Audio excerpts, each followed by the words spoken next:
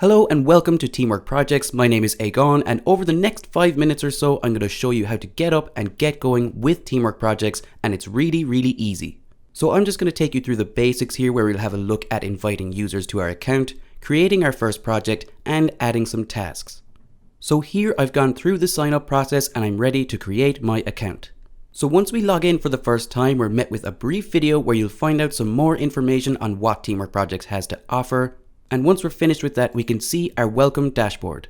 So in this dashboard, you can see that we can quickly add our first project here. We can also choose to add our logo here if we wish. We can also update our profile. We can choose to invite some users. We can import our data from Basecamp, Asana, etc. We can choose to join a webinar here if we want to, and then we're all set to go. So first of all, I'm going to look at adding some users. So let's just go ahead and add people now. So in the invite users window here, we need to add our email addresses. So you can see that once we've filled in the first email, we can add a second email here. And again, we can add a third email here. Down here, you can see that we can choose to add all of these users to all of our projects. And then once we're happy, we can just select invite users. And there we go. Now our first users have been invited into Teamwork Projects. And now that we've invited some users, let's have a quick look at adding our first project. And in the add project window here, we need to give our project a name. So I'm creating a project for our company blog here, and you can see that we can add a description here if we want to. And if we select more options, we can choose whether or not this project is for our company or an external company. So let's just leave it as our company for now. In the people tab, we can add any existing users into our project. So let's just go ahead and add our users in now. We can invite new users to the site here also, and we can also select our project owner.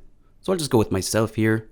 Looking at the features tab here, we can select which features we want activated for our project. So you can see here we can choose whether or not we want tasks, milestones. We can choose to have a messages section.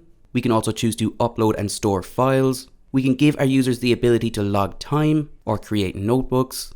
We can add risks for our projects. We can have an area to store our links. We can add a billing section, and we can also have a section for all of the comments. So let's say here that I do want comments, but I don't want any time. And now let's have a look at the dates tab, where we can add a start date and an end date for our project. So I'll just set a start date of today. And for our end date here, we'll just select from our calendar. So let's go with September 28th. And now once we're happy, we can just select add project. And there we go. Now our first project has been added.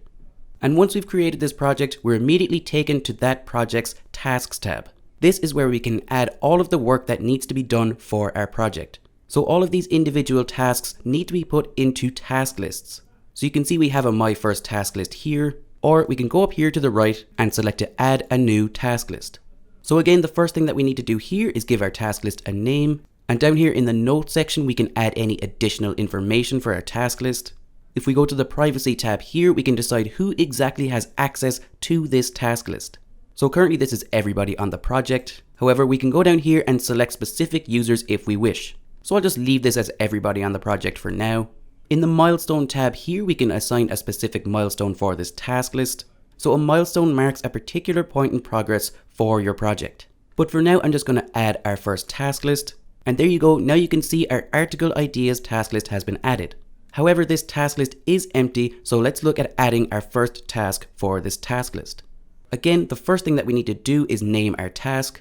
So here I'm adding an article idea called Dealing with Distracted Developers. And below this, you can see that we have several tabs here where we can customize our task just the way we like. So first of all, we can assign this task to a specific user. So I'll just assign this task to Vic.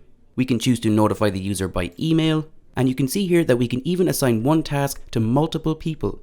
And similar to adding a start date and an end date for our project, we can also add a start date and a due date for our task.